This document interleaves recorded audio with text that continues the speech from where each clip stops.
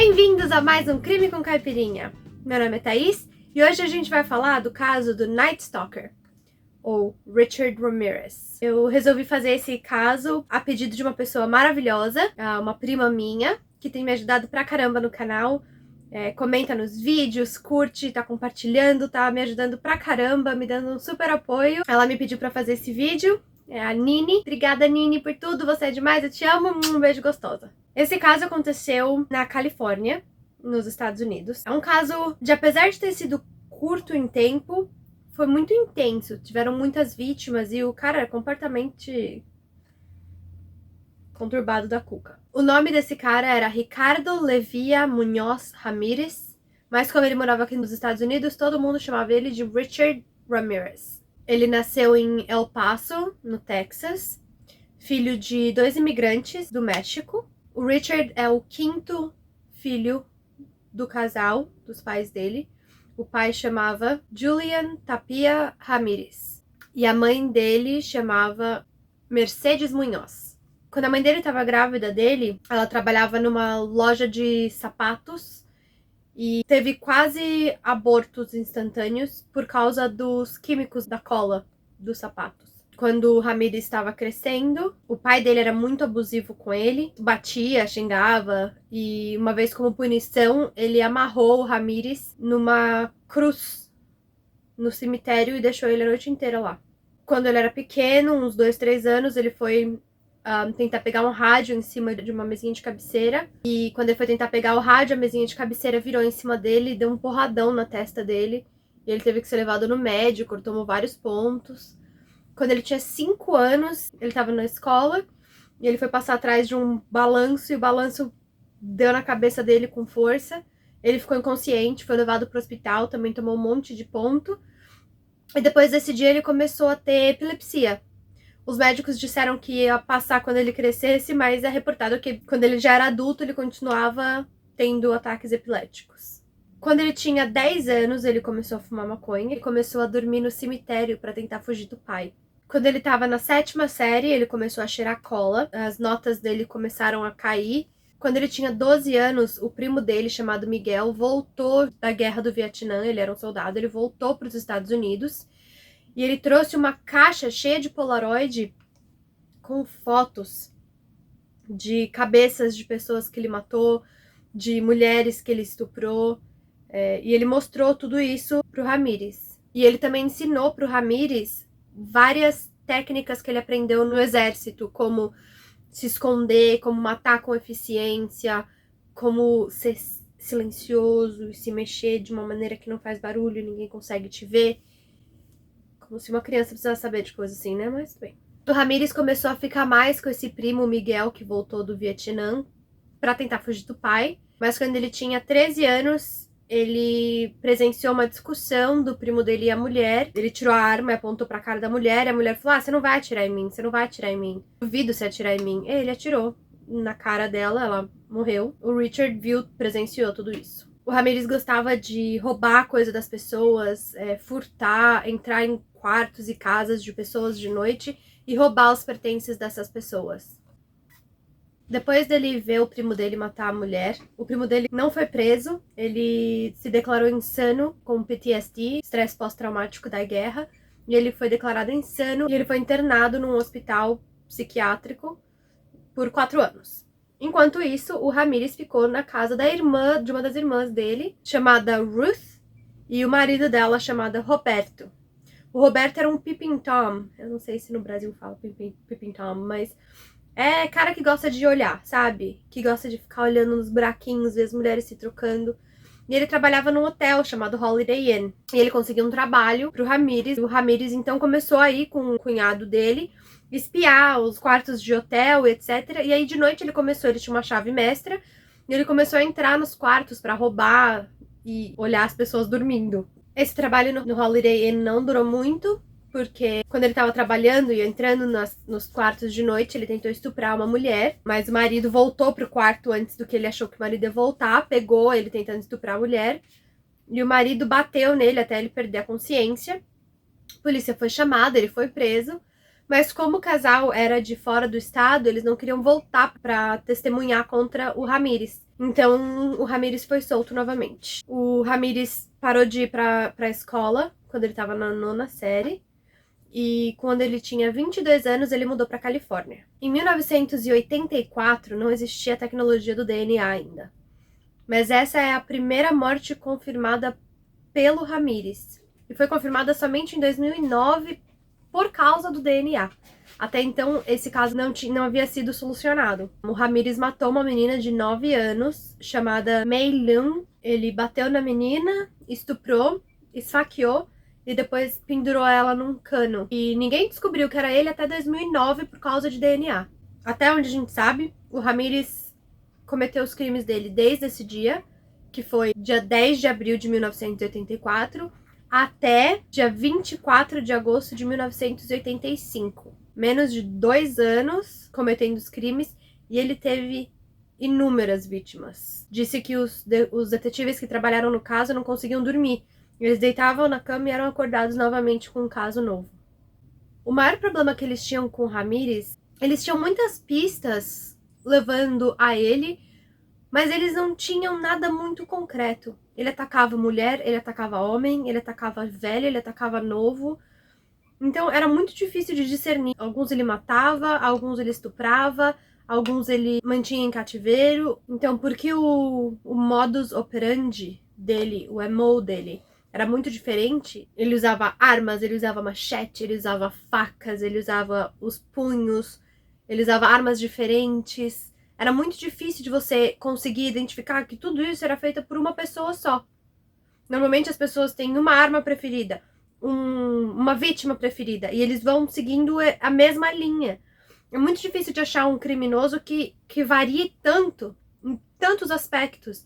Então foi muito difícil para a polícia daquela época conseguir juntar que era uma pessoa só fazendo tudo isso. Por exemplo, a primeira vítima dele tinha 9 anos. A segunda vítima dele, que foi dia 28 de junho de 1984, um pouquinho mais de 2 meses depois do assassinato da menina de 9 anos, a vítima tinha 79 anos. A diferença de idade é muito grande. Essa senhora, ele invadiu a casa, ele tirou a tela de uma janela, onde eles acharam uma impressão digital, e ele entrou na casa e ele esfaqueou essa senhora até a morte tão brutalmente que ela foi quase decapitada.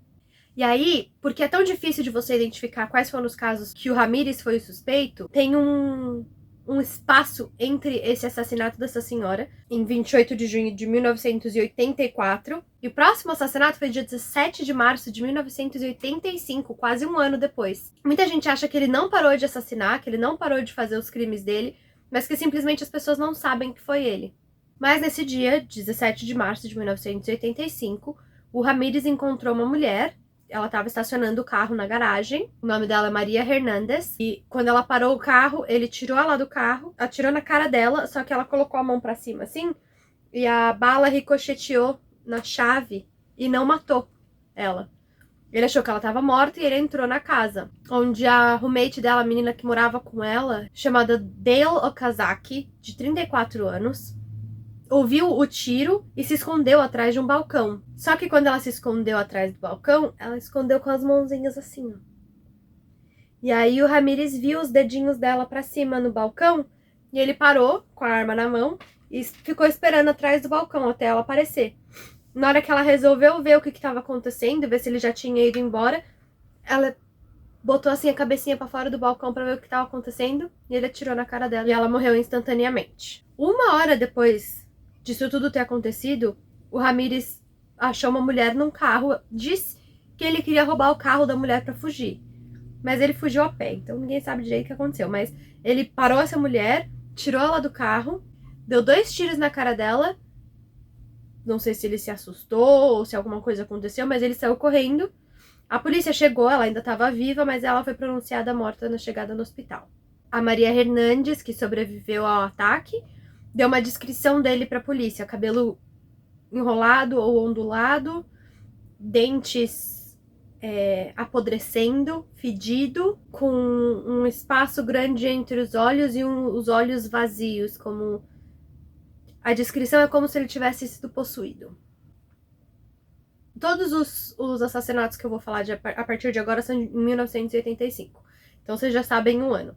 Mas no dia 27 de março, 10 dias depois do duplo assassinato e a tentativa do terceiro, ele entrou numa casa que ele tinha roubado anteriormente, matou o senhor que morava lá de 64 anos, pegou a mulher que morava lá e ficou pedindo pra ela falar pra ele onde é que estavam os objetos de valor dela. Ele prendeu ela, eu não sei se vocês já viram, é uma algema de dedão. Você prende os 2 dedões juntos e a pessoa não consegue sair. Mas disse que a mulher, chamada Maxine, conseguiu se soltar dessas algemas de dedão. Pegou embaixo da cama uma espingarda e quando o Ramírez voltou pro quarto dela, ela apontou pra ele, clique. Tava sem bala. Pensa. Podia ter tudo acabado aí se tivesse bala na arma. Não tinha bala na arma, ele atirou nela 3 vezes, ele ficou muito bravo, pegou uma faca e cortou ela inteira, tirou os olhos dela, colocou numa caixinha de joia e levou com ele. Mas uma coisa muito importante que os policiais usaram para determinar quais foram os assassinatos cometidos por Ramírez foi uma pegada que ele deixou nas flores do lado de fora da casa de onde ele entrou. Ele deixou uma pegada gigante. E aí, quando a polícia foi investigar, eles descobriram que esse tênis era super raro. Tinham somente 6 nos Estados Unidos, 5 tinham ido para Arizona, então só tinha um tênis que havia sido vendido. Mas eles não conseguiram rastrear para quem. Mas eles conseguiriam então determinar que essa pegada era única, que não haviam outras pegadas como essa. O tênis chamava Avia. Dia 14 de maio, o Ramírez entrou na casa de um senhor de 66 anos chamado Bill Doy. E a mulher dele, que era deficiente física, chamada Lillian, de 56 anos. Quando ele entrou na casa, o Bill tentou se defender e foi tentar pegar uma arma, mas o Ramírez já estava apontando e atirou nele. E mesmo depois de ter atirado nele, ele ainda bateu nele até ele ficar inconsciente. Aí ele foi pro quarto da Lillian. Eles dormiam separados, em quartos separados, por causa da deficiência física dela. Ele usou as algemas de dedão nela e a estuprou. O Ramírez roubou tudo que ele podia da casa, tudo que tinha de valor, e o Bill, infelizmente, faleceu no hospital. No dia 29 de maio, ele foi para a casa de 2 senhoras, a senhora Mabel, de 83 anos, e a senhora Florence, de 81. Elas eram irmãs e moravam juntas. Ele achou um martelo na cozinha, ele deu uma martelada na cabeça da Mabel e a estuprou. E a senhora Florence, ele deu uma martelada na cabeça e ele pegou fios elétricos e a eletrocutou. Ele roubou tudo que tinha de valor da casa, usou um dos batons das senhoras para desenhar um pentagrama na parede e fugiu. As senhoras foram encontradas 2 dias depois, as duas em coma, e a senhora Mabel não resistiu. No dia seguinte, o Ramírez foi para casa de uma mulher de 42 anos chamada Carol. Ele prendeu a Carol e o filho dela de 11 anos com algemas, enquanto ele procurava itens de valor pela casa. Aí ele foi e soltou o filho dela e começou a pedir para ele mostrar pro Ramírez onde é que estavam os itens de valor. Todo momento falando, não olha para mim, não olha para mim, não olha para mim, senão eu vou arrancar seus olhos. Depois que ele estava satisfeito com o que ele tinha achado, ele prendeu o garoto de novo com a mãe e fugiu. Os dois sobreviveram. No dia 2 de julho, ele invadiu a casa de uma senhora de 72 anos, chamada Mary Louise. Ela estava dormindo, ele pegou a abajur que estava do lado da cama dela e bateu nela até ela ficar inconsciente. E depois ele esfaqueou ela com uma faca que ele pegou da cozinha. E ela foi encontrada morta na casa dela. No dia 5 de julho, Ramírez invadiu uma casa onde tinha uma garota de 16 anos, chamada Whitney Bennett. E ele bateu nela, sabe aquela ferramenta que você usa para trocar pneu de ferro pesada? Ele bateu nela com aquilo, e aí ele pegou um fio de telefone e tentou enforcar ela.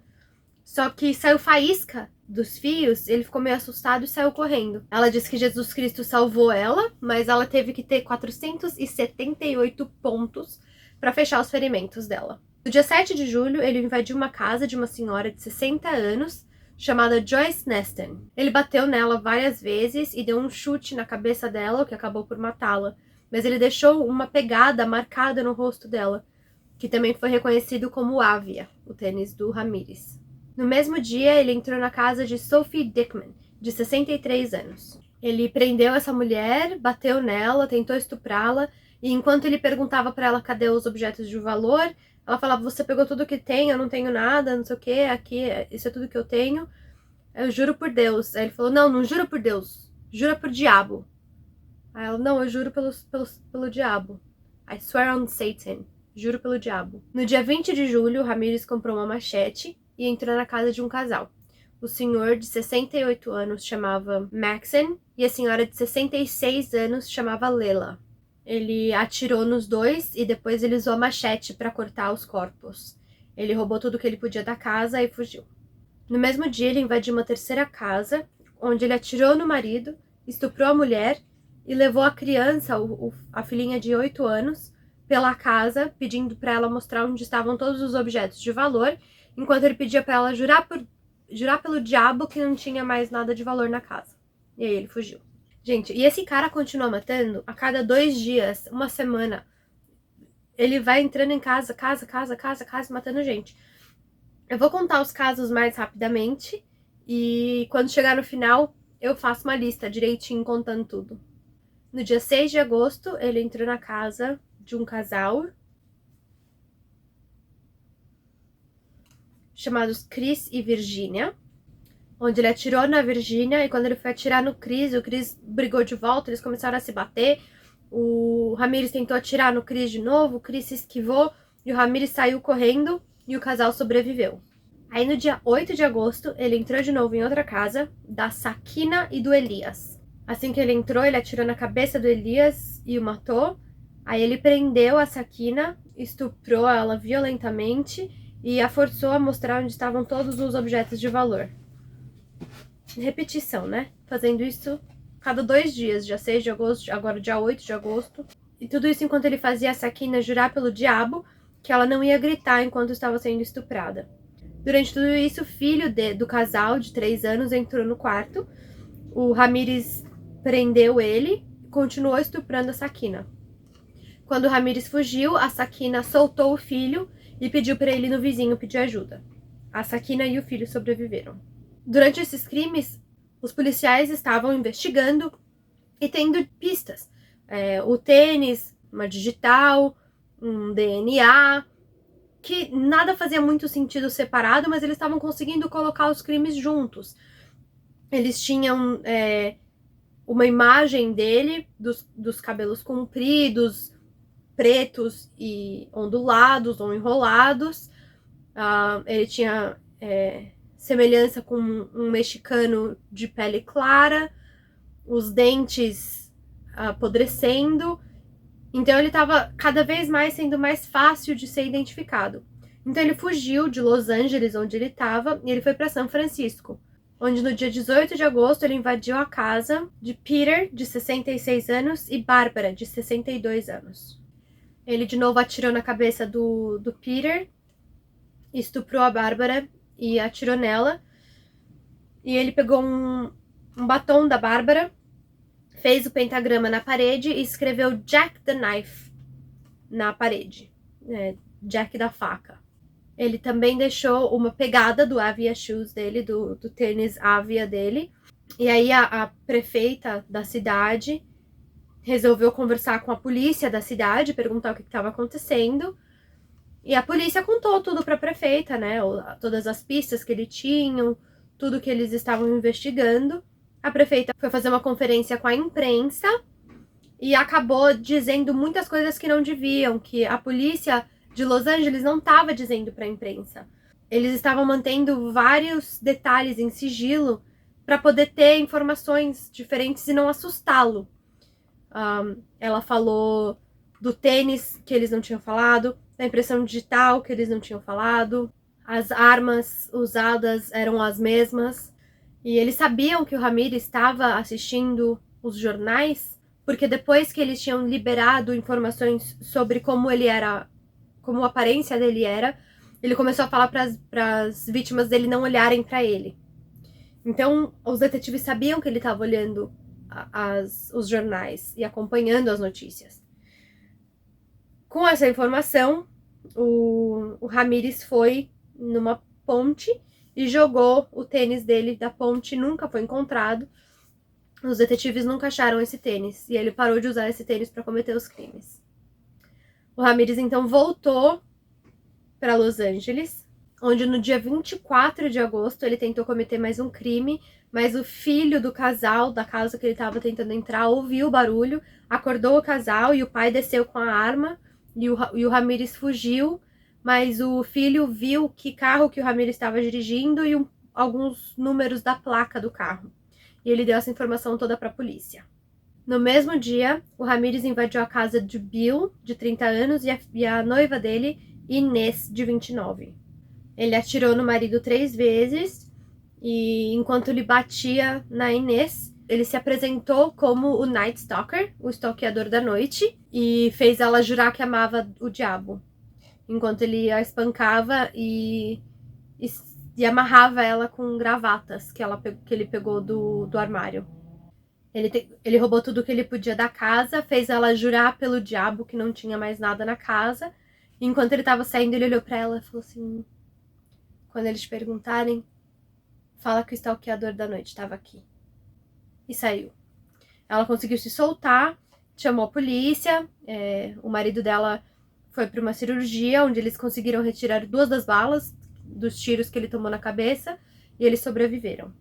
A Inês conseguiu dar vários detalhes sobre o Ramírez para a polícia, e eles acharam uma impressão digital no carro que ele tinha roubado, e dessa impressão digital eles conseguiram descobrir que ele era chamado Ricardo Ramírez.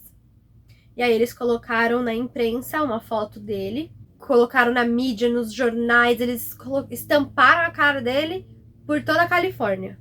Aí ele, sem ele saber o que estava acontecendo, ele foi para Arizona no dia 30 de agosto para tentar ver o irmão. O irmão dele não estava onde ele achou que o irmão dele ia estar, e ele resolve voltar para Los Angeles no dia 31 de agosto. Quando ele estava entrando no ônibus, ele viu um grupo de senhoras gritando El matador, o assassino, o assassino. E ele ficou meio assim, não entendeu direito o que estava acontecendo. Ele olhou para a banca de jornal e viu a cara dele em todos os jornais, primeira página de todos os jornais. Aí ele saiu correndo, o pessoal da cidade começou a correr atrás dele. Ele tentou roubar um carro, a mulher não deixou ele roubar o carro. Aí as pessoas da cidade alcançaram ele, aí começaram a bater nele, ele desistiu, sentou no chão. E até a polícia chegar. A polícia prendeu ele e levou ele pra cadeia. Dia 22 de julho de 1988, o julgamento dele começou e ele entrou na corte levantando a mão, onde ele tinha um pentagrama e ele falava Hail Satan, Hail Satan, saúdem o Satanás, saúdem o Satanás. No dia 3 de agosto de 1988, alguns guardas da cadeia onde ele estava ouviram ele falando que ele queria levar uma arma escondido para ele poder atirar no promotor de justiça. Mas eles instalaram um detector de metal na entrada da corte e eles revistaram todo mundo entrando e o Ramírez nunca conseguiu. No dia 14 de agosto, um dos jurados não foi para o julgamento e eles tiveram que parar o julgamento. E eles descobriram que ela tinha sido morta com um tiro na casa dela. Todo mundo achou que foi o Ramírez que tinha feito isso. E todo mundo ficou com medo de julgá-lo, de falar alguma coisa. Os júris não queriam mais ir. Foi uma bagunça. Até que eles descobriram que foi o marido, o namorado dessa jurada, que atirou nela por ciúmes. E escolheram um outro jurado para substituí-la. O problema é que esse cara tinha fãs. Ele tinha fãs. Gente, mulheres que idolatravam ele, que achavam ele sensacional. Escreviam cartas de amor pra ele. Ai, eu fico puta. Elas escreviam cartas de amor pra ele, dizendo como ele era sensacional, que é um absurdo a cidade estar fazendo isso com ele, de estar deixando ele preso. Pensa a quantidade de mulher que ficou toda animadinha por ele. Ele nem era bonito. Inclusive, uma das familiares de uma das vítimas do Ramírez estava sentada do lado de fora da corte e sentou do lado de um rapaz jovem. E ela pensando consigo mesma, né? Puxa, que será que aconteceu com esse rapaz? Será que ele também é familiar de uma das vítimas? Ele vai coçar a cabeça assim e ela vê um pentagrama na mão dele. E ela percebe que é um fã do cara que matou os avós dela. Muito louco. E a mulher que substituiu a jurada que foi assassinada era completamente louca, apaixonada, obcecada pelo Ramírez. Ela ficava olhando pra ele, toda apaixonada durante o julgamento. Ai, que coisa nojenta. Bom, uma dessas esquisitas, chamada Doreen Lioy, escreveu mais de 70 cartas pro Ramírez enquanto ele estava preso. E o Ramírez acabou pedindo ela em casamento. Ela aceitou. Eles se casaram em 3 de outubro de 1996. Mas em 2009, quando saiu a prova de que ele tinha estuprado aquela menina de 9 anos, bem no começo, a primeira vítima dele, ela terminou com ele. Pediu divórcio e escafedeu-se. Mas ele não perdeu tempo e logo depois ele ficou noivo de novo de uma mulher chamada Christina Lee. Mas no dia 20 de setembro de 1989, o Ramírez foi condenado, culpado, em todas as contas, por 13 assassinatos, 5 tentativas de assassinatos, 11 estupros e 14 roubos. Os detetives resolveram não perseguir o Ramírez pelos estupros das crianças que ele cometeu durante esse tempo, porque não tinha necessidade de fazer as crianças passarem por tudo isso, ele já ia ser condenado à pena de morte, com ou sem as crianças. Então não tinha necessidade de fazer as crianças terem que reviver tudo que elas haviam passado com ele. Ele foi condenado a 13 penas de morte na câmara de gás. Depois que ele foi condenado a 13 penas de morte, ele foi entrevistado e a resposta dele, quando perguntaram para ele sobre a pena de morte, foi: grande coisa, a morte sempre veio com território, vejo vocês na Disney. Esse foi o julgamento mais caro até então, passando de O.J. Simpson, que custou 1,8 milhões de dólares na época, o que em 2019 seria 3,71 milhão de dólares.